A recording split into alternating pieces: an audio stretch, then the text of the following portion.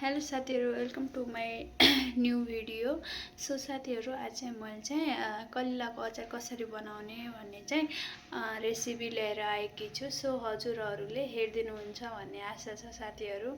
So मेरो video चाहिँ हजुरहरूलाई कस्तो लाग्छ अनि कमेन्टमा प्रतिक्रियाहरू दिनुहोला साथीहरू। आज चाहिँ मैले कलिलाको अचार हालला छु साथीहरू। रुममा चाहिँ सबैलाई बाहिरको रेडिमेड भन्दा नि आफ्नो बनाएको आफ्नो घरमा अर्ग्यानिक खाना सबैलाई मनपर्छ साथीहरू।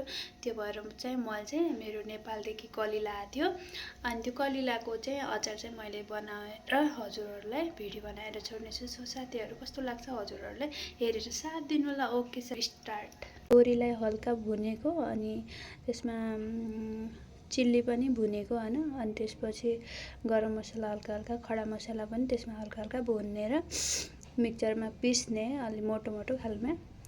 अनि त्यसपछि मैले चाहिँ थोडा थोडा धनिया पाउडर, धनिया अनि जिरा पाउडर, यस्तै गरम मसला सब यसमा एड गरेर साथीहरू मस्टर्ड ओइलमा एकदमै टेस्टी बनेर रेडी हुन्छ साथीहरू। हजुरहरू पनि एकचोटि बनाएर यसलाई अवश्य पनि ट्राई गर्नु होला साथीहरू। सो मैले चाहिँ अब चाहिँ यसलाई चाहिँ एड गर्छु अनि हेर्नुहोस् है, मैले चाहिँ एकदमै मिक्स गरिसकेँ साथीहरू। अब चाहिँ मैले डब्बामा हाल्छु। अब चाहिँ साथीहरू यो मैले चाहिँ सबै यसमा जो पनि चाहिन्थ्यो सामानहरू सबै मैले मिसाएर चाहिँ अब चाहिँ मैले यो डब्बा अहिले पनि यसैमा कलिलाको अचार हाल्छु साथीहरू। मेरो चाहिँ अचार बनेर रेडी भइसकेको छ। एकदमै यम्मी मिठो तरिकाले बनेर रेडी भएको छ साथीहरू।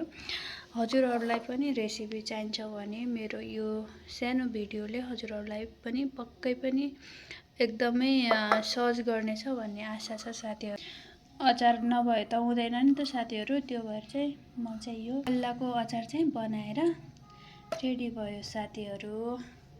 अब चाहिँ यसलाई चाहिँ 3-4 दिनभित्रै मजाले खान मिल्छ साथीहरू। यसलाई हल्का धुपमा सुकायो भने चाहिँ एकदमै राम्रो हुन्छ। अब धुप नभए त के गर्नु साथीहरू, यस्तै खानुपर्छ। के छैन, फेरि पनि एकदमै मिठो यम्मी बनेको छ साथीहरू। ओके साथीहरू, बाइ बाइ। नेक्स्ट भिडियो पनि हजुरहरूको साथमा आउनेछु।